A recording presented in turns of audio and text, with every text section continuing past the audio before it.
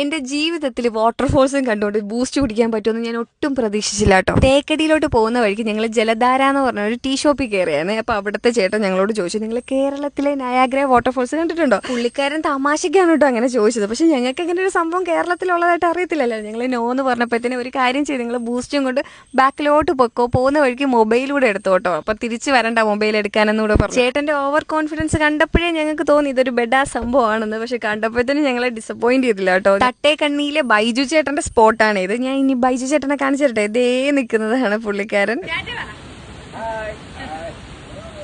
ഇവിടുന്ന് അങ്ങോട്ട് തുടങ്ങി. പിന്നെ ദുരന്തങ്ങളുടെ ഒരു ഘോഷയാത്രയായിരുന്നു. ഞാൻ ഈ പെർഫ്യൂമൊക്കെ മേടിച്ചുകൊണ്ടിരിക്കുന്നത് എന്താണെന്നറിയാവോ? ദുരന്തം നമ്പർ 1 നടന്നത് ഇവിടെയാണ്. ഞങ്ങൾ കുന്നും മലയൊക്കെ പറന്ന് വന്നുകൊണ്ടിരുന്നപ്പോൾ അതേ ടപ്പ് ടപ്പ് ടപ്പ് എന്നിടയ്ക്ക് സൗണ്ട് കേൾക്കുന്നത്. ഇതെവിടെ നടപ്പാന്ന് പറഞ്ഞ് നോക്കിയപ്പോഴാണ് ഞങ്ങളുടെ ടയർ പഞ്ചറായിരിക്കുന്നത്. പിന്നെ ഒരു 10 കിലോമീറ്റർ അപ്പുറത്തൊരു വർക്ക്ഷോപ്പിലുള്ളൊരു ചേട്ടൻ ഓട്ടോ പിടിച്ച് നമ്മുടെ ഇവിടെ വന്നിട്ട് ടയറൊക്കെ ഊരിക്കൊണ്ടുപോയി വീണ്ടും അത് പഞ്ചറൊക്കെ ഒട്ടിച്ചിട്ട് തിരിച്ച് കൊണ്ടുവന്നപ്പോഴത്തേന് ഏകദേശം 2-3 മണിക്കൂർ കഴിഞ്ഞിട്ടോ.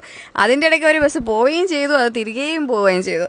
പിന്നെ ഞങ്ങൾ അവിടെ സമയം പോകണമല്ലോ, അതുകൊണ്ട് കുറച്ച് തേൻ മിഠായിയും കപ്പലണ്ടിയും പിന്നെ കടകളൊക്കെ മാറിക്കേണ്ട ഓരോന്നൊക്കെ നോക്കിയും അങ്ങനെയൊക്കെ നിന്നു. ഞങ്ങൾ വിചാരിച്ചത് ഇവിടം കൊണ്ട് ദുരന്തം തീർന്നു എന്നാണ്. പക്ഷെ ഇല്ല, ഒരു 10-11 മണിയായപ്പോഴത്തേനും ദുരന്തം ചെന്ന് നിന്നത് വേറൊരു സ്ഥലത്താണ്.